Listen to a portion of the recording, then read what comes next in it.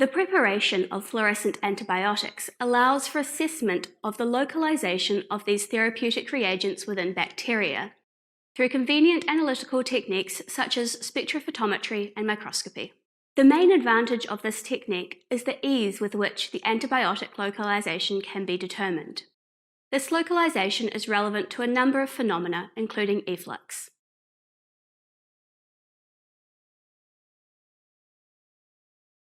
To perform the click A reaction procedure, place the azide antibiotic of interest in a round bottom flask and add 25 milliliters of tert-butanol and 25 milliliters of water per millimole of azide to the flask.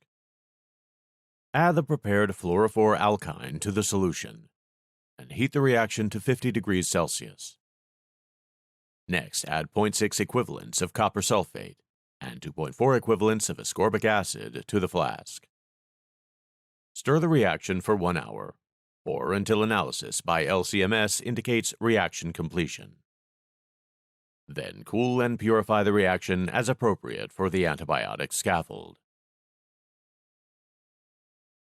Here, the key click chemistry reaction for the preparation of fluorescent antibiotics, with examples of the structures synthesized from the corresponding antibiotics via an azide intermediate based on ciprofloxacin, linezolid, and trimethoprim are shown.